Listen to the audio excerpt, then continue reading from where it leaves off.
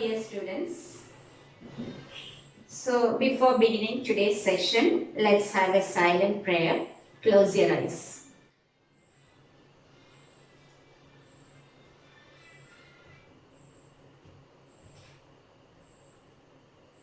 So thank you all. So let's have a thought for the day. The only way to do great work is to love the work. Now, your work that is attributed to you, or the work for you people, is your studies. So enjoy your studies. You love your studies. Definitely, you'll be able to achieve all your dreams. So we shall begin our session. Before that, we shall have a recap of the things we have studied through the previous video. That we have discussed mainly regarding the stereochemical principles and notations. Various terms we have studied and we understood in detail. That is optical activity. Then main thing is racemization, retention, inversion, chirality, enantiomers. Those were the important terms of stereochemistry we studied last day.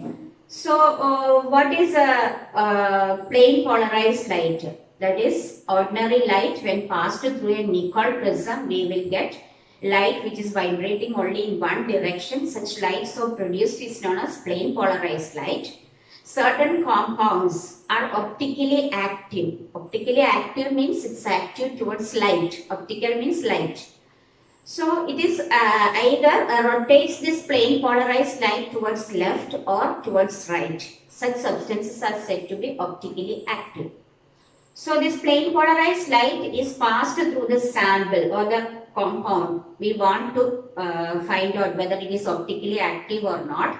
We pass this plane polarized light through it, and the light emitted by this plane polarized light or the light after passing through the sample is then whether it is rotated, it is measured by means of a polarimeter.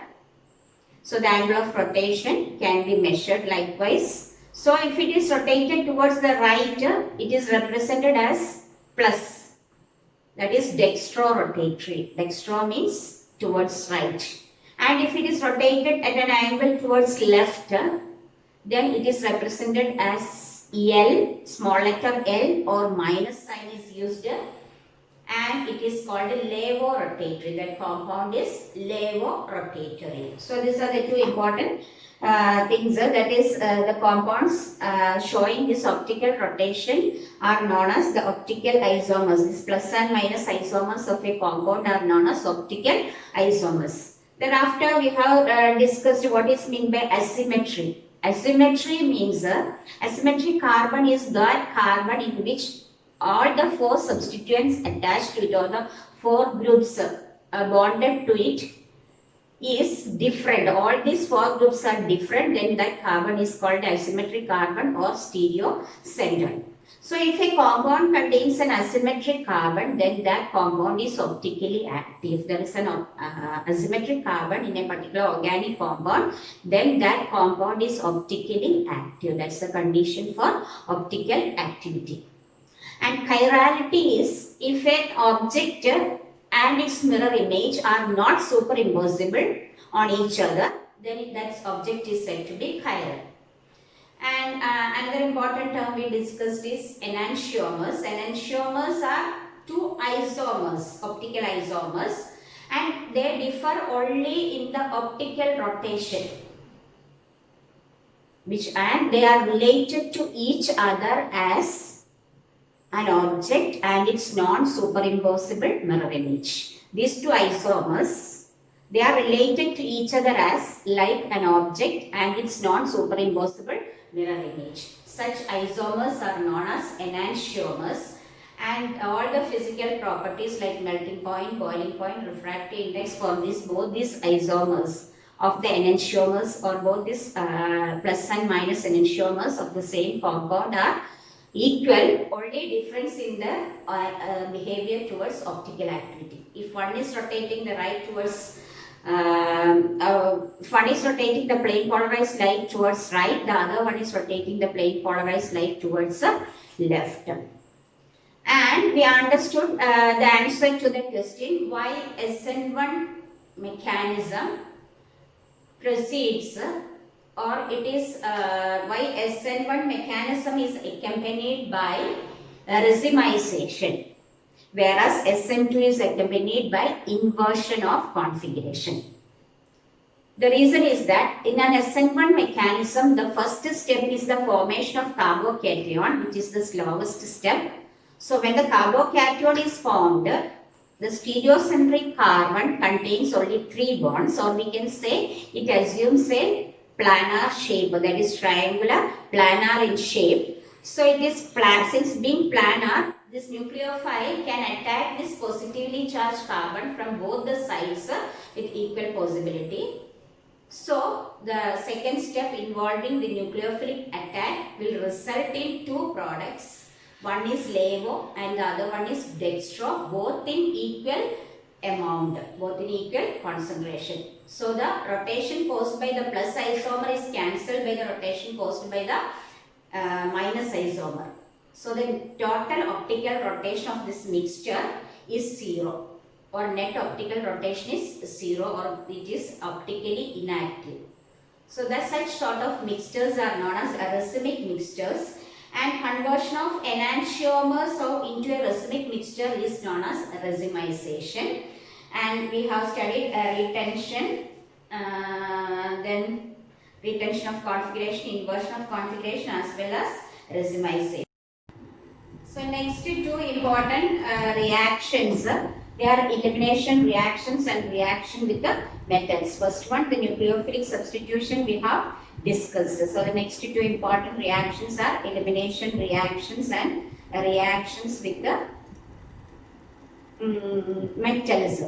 So here consider an alkyl halide. When an alkyl halide, substitution means halogen is substituted by nucleophile, stronger nucleophile, and elimination means something has been eliminated. So here this is an alkyl halide. When it is treated with alcoholic KOH, what is meant by alcoholic KOH? KOH is potassium hydroxide when dissolved in alcohol. The solvent is alcohol, then it is known as alcoholic KOH. If it is dissolved in water, it is known as aqueous KOH. Here we are using, just noting down, that is alcoholic KOH only. In presence of alcoholic KOH, only elimination reaction takes place. That is aqueous KOH, no elimination reaction will take place. In case of aqueous KOH, this X is replaced by OH. That is substitution reaction favors if it is aqueous KOH. Rather, if you are using alcoholic KOH as the reagent, then what happens? Elimination reaction will take place. See what is meant by elimination reaction. This elimination reaction takes place. One condition is that the condition is that the carbon attached to the halogen, it is known as alpha carbon.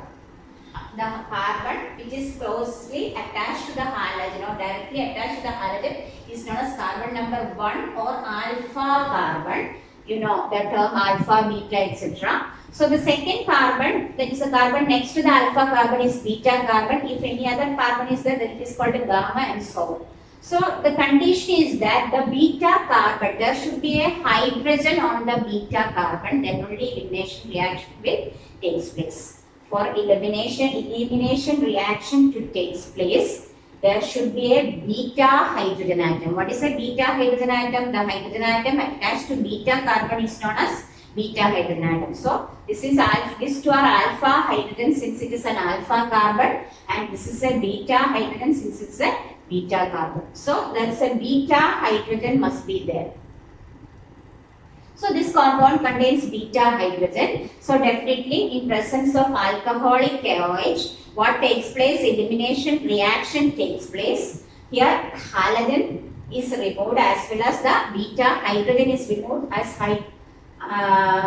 hydrogen halide. That is alpha carbon is this one. So halogen is removed from this alpha carbon and hydrogen is removed from the beta carbon. So alpha carbon, this halogen is removed, and from the beta carbon hydrogen is removed. So a hydrogen halide will be eliminated. What is as a whole, HX will be eliminated, and in between, to compensate that, there develops a double bond. That's a double bond in between these two carbon atoms. Alpha and beta carbon atom, in between there is that forms a double bond, and hence the compound will be an alkene.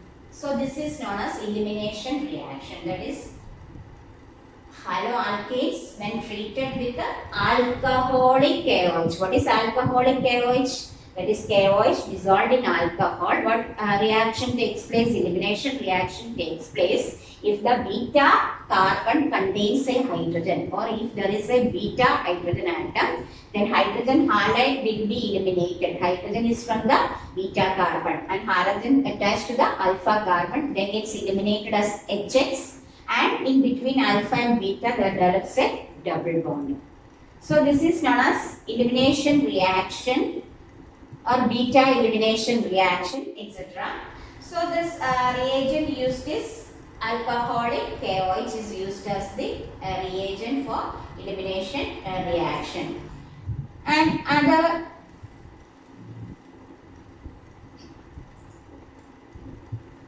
So that's about the elimination reaction.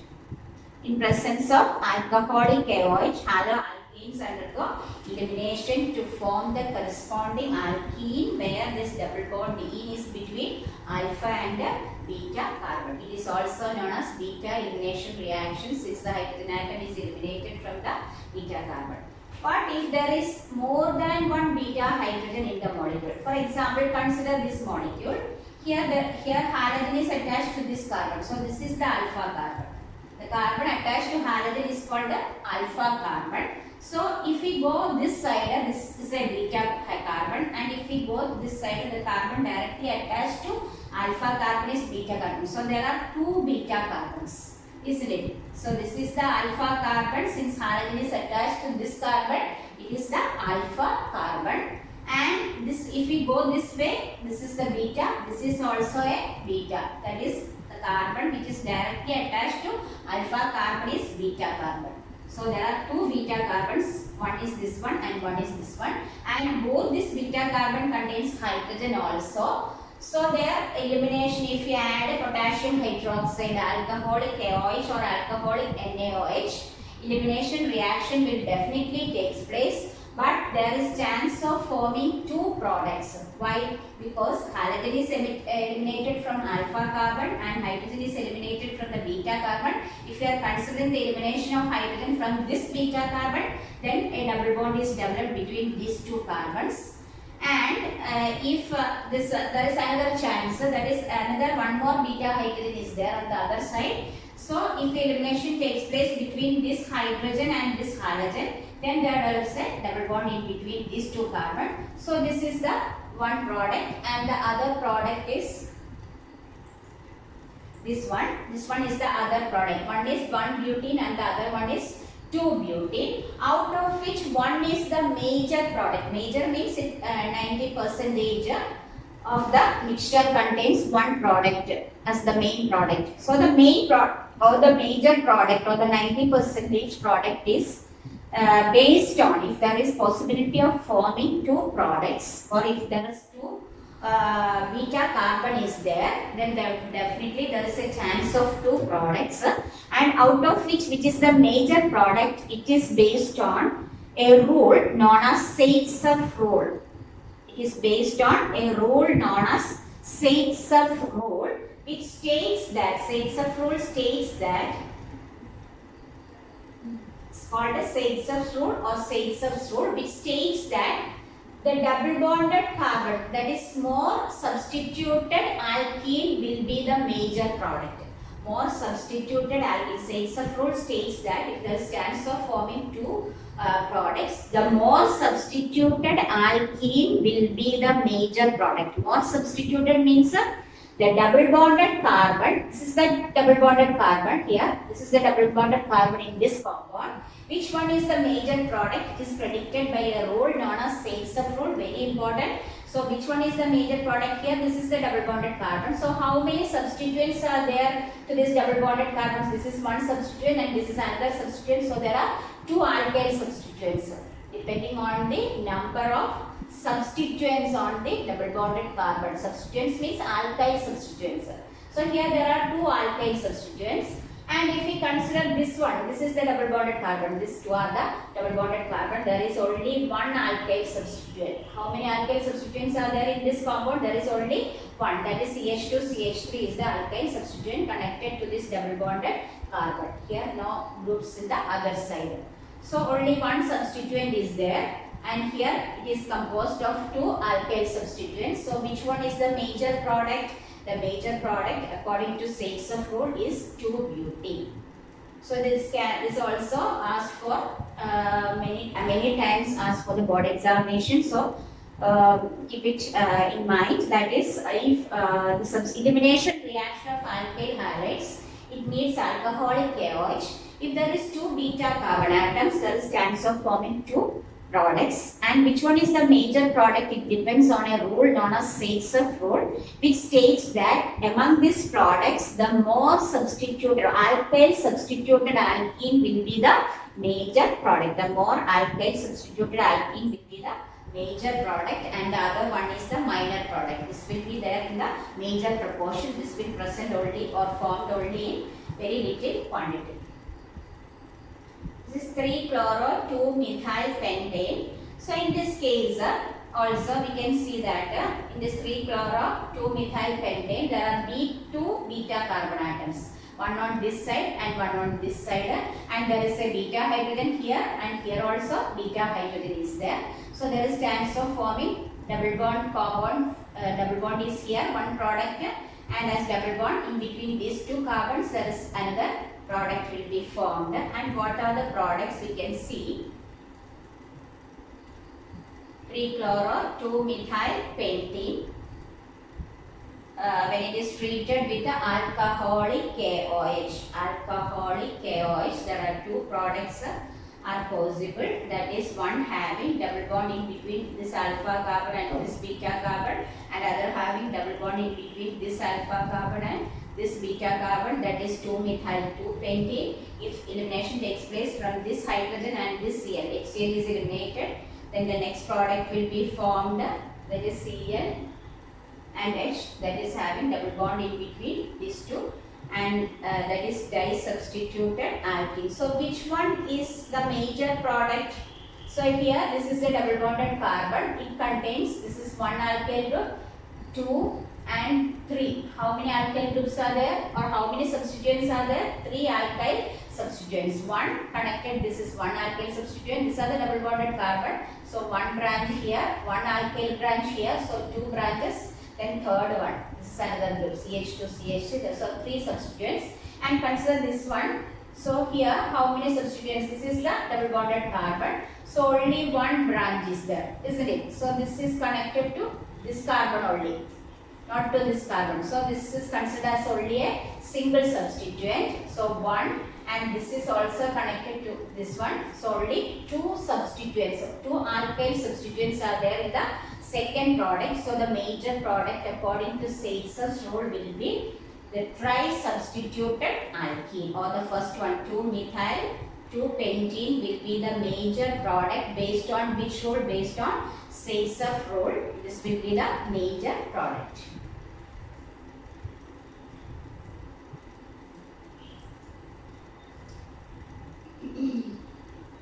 So that is based on Saitsev's rule. Sometimes this reactant will be given and the reagent also will be given. You will be asked to write down the product.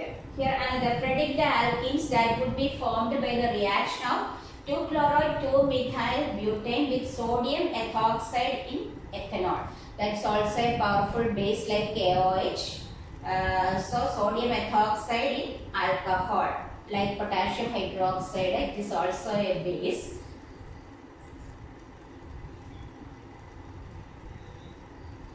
So we shall see 2-chloro-2-methyl butanol, butane. So sodium methoxide in ethanol is also a strong base. Base is a substance which abstracts a proton. So beta proton will be taken away. So 2-chloro-2-methyl butane, when it is treated with the sodium ethoxide in ethanol, here also elimination reaction takes place. See, this is the alpha carbon, and alpha carbon is composed of, this is the alpha carbon. So there is 2 beta hydrogens are there. This is also beta hydrogen, this is also a beta hydrogen. So there is chance of forming double bond between these 2 carbon as well as between these 2 carbon, leading to 2 different products, that is 2-methyl, 2-butene, as well as this product. So that is 2-methyl, 1-butene. So which will be the major product? That depends on this Zaitsev rule, which states that the more substituted alkene will be the major product. So that's about substitution reaction and elimination reaction. Substitution means this is replaced by Z, and this is means elimination takes place in presence of a base. This elimination takes place, that is hydrogen base take away this proton. Base is a substance which can absorb proton. So this proton is eliminated by using this base. So what happens in an elimination reaction is that we are adding a powerful base. For example, potassium hydroxide is a strong base. That is OH minus, K plus and OH minus. Here OH minus is a strong base. So this OH minus with this negative charge, it can attract a proton or can abstract a proton from this compound, this beta carbon. So it takes away this proton from this beta carbon, and this proton means without electron, hydrogen leaving without electron. So these electrons, 2 electrons are there, that will be shifted to this carbon atom. So this carbon getting more electrons, it will leave this leave as X will be leaving this compound as X minus. It takes both the electrons and leaving the product. So in effect, HX will be eliminated from this compound, and double bond is formed in between this alpha and beta carbon. So that is about elimination reaction. Sodium ethoxide also is a powerful base which can abstract this proton, which can absorb this proton. Primary alkyl halides, and one important thing is that primary alkyl halides elimination reaction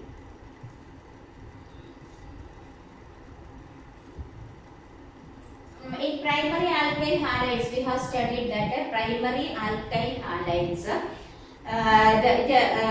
proceeds through nucleophilic substitution reaction. If you are adding a nucleophile, for example, potassium hydroxide is added. Here the OH minus is a strong nucleophile. So if you are to a primary alkyl halide, if you are adding this OH minus, this SN2 reaction will be favored. SN2 reaction will be favored.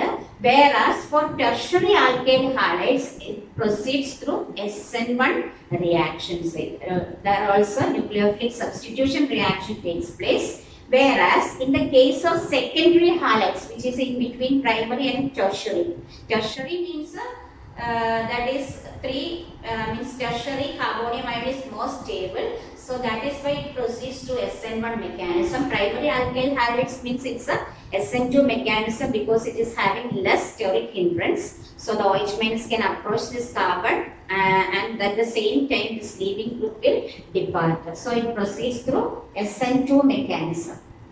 So what are the things? Primary alkyl halide, it is accompanied or this reaction takes place through which a mechanism? SN2 mechanism, whereas for a tertiary alkyl halide it takes place through a SN1 mechanism. But in the case of it is sure forms stable carbocation, so it proceeds through SN1 reaction. But in the case of secondary alkyl halides, there are two chances. In the case of secondary alkyl halides, two chances are favorable. Primary definitely proceeds through SN2 mechanism. Tertiary definitely proceeds through SN1 mechanism. But in the case of secondary alkyl halide, two things can happen. Either it can undergo nucleophilic substitution reactions or it can form elimination reactions to form alkenes. It can undergo elimination reaction to form alkenes. So in the case of secondary alkyl halides, it proceeds, there are two chances are there. One is either the substitution reaction or elimination reaction, both can happen. Secondary alkyl halide, both this nucleophilic substitution as well as elimination reaction can happen. For example, this CH3CH3Br, it's a secondary alkyl halide because this carbon is attached to two other carbon atom. When it is treated with a nucleophile, that is ethoxide ion, sodium ethoxide is used instead of sodium hydroxide, NaOH. So here, instead of OH, it is an alkyl group, it is known as sodium alkoxide. So this is sodium ethoxide. Here the nucleophile is CH3CH2O minus. Na plus is the positive ion. So this is a nucleophile. So in presence of this nucleophile, either it can undergo substitution reaction, that is Br is substituted by the nucleophile, that is OCH2CH3. This is a nucleophile. This replacing this Br and this O minus will get attached to this carbon. So that is one reaction, that is the product will be an either substitution reaction or it can proceed through elimination reaction also. That is this nucleophile which is negatively charged species are known as nucleophile. So this negative charge center O minus can take away the proton from the beta carbon. Take away the proton from the beta carbon. So there will be a double bond is formed between this alpha carbon and beta carbon, and one hydrogen also is eliminated. So the ultimate product is CH3C double bond CH2. Either this carbon or this carbon, both the product will be the same. If hydrogen, this is also a beta carbon, this is also a beta carbon, whatever it be, the product will be the same. So this will be the product, alkene will be formed. So in the case of primary alkyl halide, only one chance, that is through SN1, SN2 reaction, that is substitution nucleophilic bimolecular mechanism. In the case of tertiary alkyl halides, only one product, that is through SN1 mechanism, whereas in the secondary, which is in between these two chances are there. Either it can form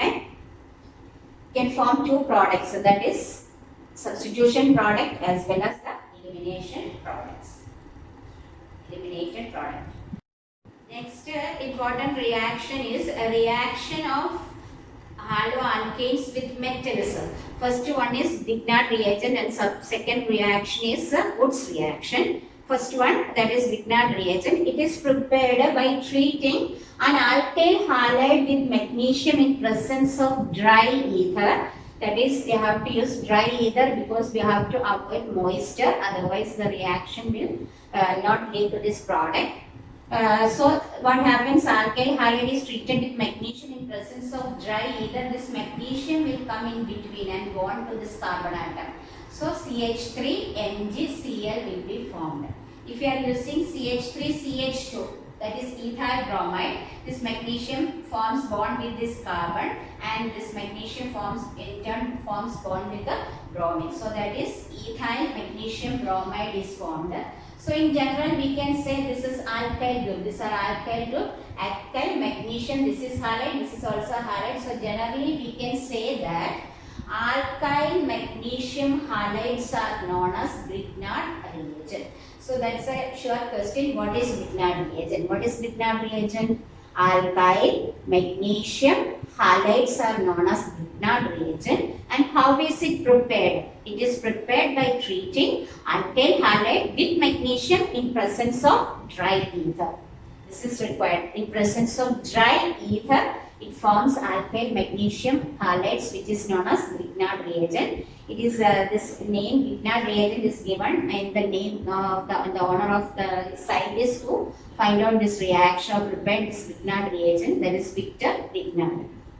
So that's about Grignard reagent reactions, that is reactions with the magnesium in presence of dry ether. It forms alkyl magnesium halides, which is known as Grignard reagent. It is also known as organometallic compound.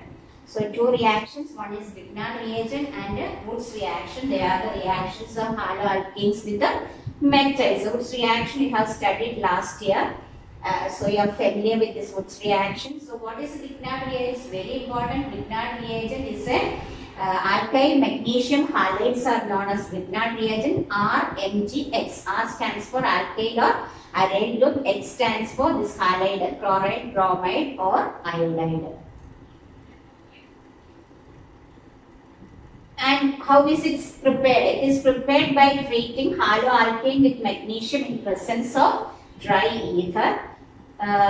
General equation, for example, alkane halide treated with magnesium in presence of dry ether, it forms RMgX, which is known as Grignard reagent, which is used as a reagent for the preparation of so many organic compounds. So it's very important. This Grignard reagents, bromoethane treated with magnesium in presence of dry ether to form methyl magnesium bromide, that is known as Grignard reagent. And another two special features, important features regarding this is, that is here this is CH3MgBr, that is a carbon is bonded to magnesium, which is a metal. We know metals are electropositive character. So this bond, that is very important, just note down. This carbon magnesium bond is covalent bond. It's a covalent bond, but it's highly polar. Or we can say this carbon magnesium bond is a polar covalent bond, where we know metals will be positive. So this end will be partially positively charged and this carbon will be partially negatively charged. And the bond between magnesium and bromine, that is metal and bromine, we know sodium chloride, sodium bromide, that's a metal and halide. This bonding between this highly electropositive metal and highly electronegative bromine Br minus, this bond is ionic bond. So MgBr bond is perfectly ionic, whereas this bond, carbon magnesium bond, is highly polar covalent bond. So note these 2 points. The carbon magnesium bond in methyl magnesium bromide or Grignard reagent is covalent but very polar, whereas carbon is more electronegative than magnesium. So this is a negative end and this is a positive end, and this MgBr bond is perfectly ionic in character. So that's about the bond in Grignard reagent, that is alkyl magnesium bond is covalent in character, whereas magnesium bromide halogen bond is essentially ionic in character. We know metal halide bond is ionic in character. And another important, very important thing is that it's highly reactive compound. This Grignard reagent is a highly reactive compound. That is, it reacts with the any of the solvents which can provide a proton. It reacts with any of the solvents, even if it is less readily gives the proton. It reacts with the solvents which provides proton. For example, water is a solvent which can provide H plus ion. This alcohol is a solvent which can provide H plus ion, even though they are very less acidic in character. They can provide H plus ion. Here NH2 is also a weakly acidic, or this H plus which can provide H plus ion. So it reacts with any of these solvents, and what happens is that this MgX is replaced by this proton. This RH will be formed. So we will not get Grignard reagent. Instead, Grignard reagent reacts with this H2O and it abstracts these protons to form the corresponding hydrocarbon. MgX is replaced by H, so it will be RH, which is a hydrocarbon. So that is why we said that this dry ether should be used. Otherwise, even traces of moisture means water, isn't it? It's water vapor H2O. So even traces of moisture will convert this alkyl magnesium halide into hydrocarbons. So we will not get alkyl magnesium halide, instead we are getting hydrocarbons. Our purpose is to prepare Grignard reagent, but actually if there is water particles is there or water is there, it will be converted into hydrocarbons. So that is another very important thing, that is Grignard reagents are highly reactive. Even traces of water will convert it into hydrocarbons. That is why this Grignard reagent is prepared under anhydrous conditions. If water is present, it will react to form alkane. If ROH is present, then also H plus will react to form RH plus MgXOR. So here MgXOH is the remaining, RH from this H plus and OH minus, H will come here, MgXOH will be the product. Likewise, this will be formed. So what happens, next question is, what happens when bromocyclohexane is treated with the magnesium in presence of dry ether? This is a Grignard reagent will be formed. And what will form if this product is then reacted with water? So this is bromocyclohexane. That is an alkyl halide, isn't it? It's a cyclic alkyl halide treated with magnesium in presence of dry ether. Then this magnesium comes in between this carbon and bromine, that is this cyclohexyl magnesium bromide is formed. That is Grignard reagent is formed. What happens if this product is reacted with water? If there is water, then definitely it will react with water. Then this MgBr is replaced by H. So we will get cyclohexane and MgBrOH. Cyclohexane and MgBrOH will be the product if it is react with the water. So this is an important question. Take down this question and find out the answer by yourself. This H plus, that is the proton, will be here. That is H. This MgBrOH will be the side product. So that's about Grignard reagent. Next is Woods reaction. You know what is Woods reaction? Last year I have studied what is Woods reaction. Alkyl halide is treated with the sodium in presence of dry ether. There alkyl halide is treated with magnesium in presence of dry ether to form Grignard reagent. Here also it's reacted with metal. Here the metal used is sodium. In presence of dry ether, this Na, that is 2 NaX will be eliminated. That is this X as well as this X will be eliminated. This eliminated as sodium halide. 2 NaX will be eliminated and form RR, double the carbon. You take 2 molecules of alkyl halide, 2 NaX will be eliminated, then this R forms bond with the other R to form an alkane. That is Woods reaction. Alkyl halide treated with metallic sodium in presence of dry ether, it forms an alkane having double the number of carbon atom as that of the reactant. That is Woods reaction. NaX will be eliminated and RR will be formed plus 2 NaX. So that's Woods reaction. Example, CH3Cl plus 2 NaCl in presence of dry ether, it forms CH3 plus 2 NaCl. So that's about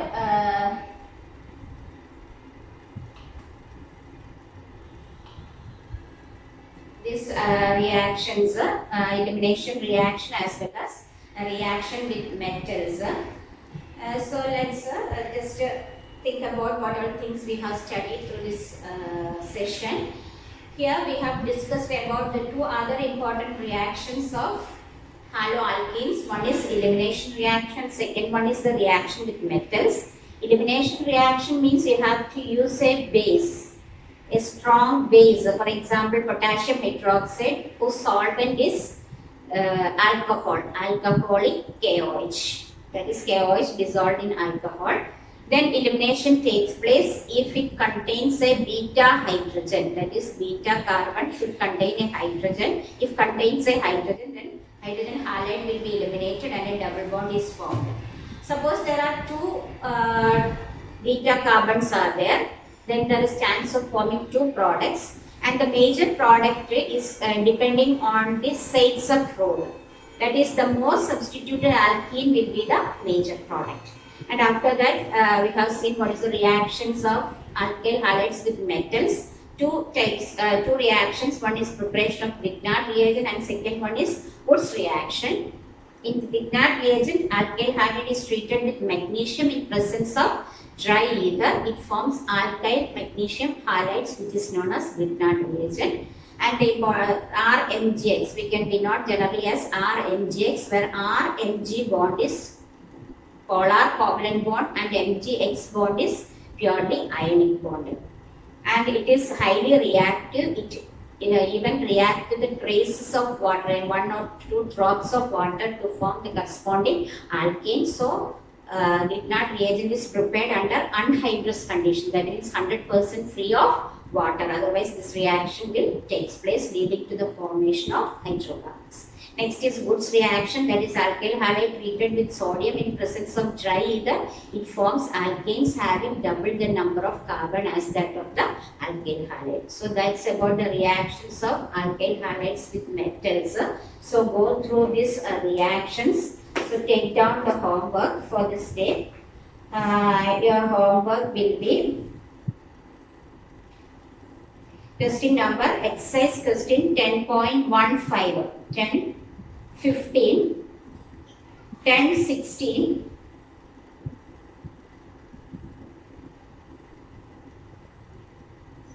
then 10, 20, 10, 15, 10, 16 and 10, 20. Okay, so do the homework. Thank you and have a nice day.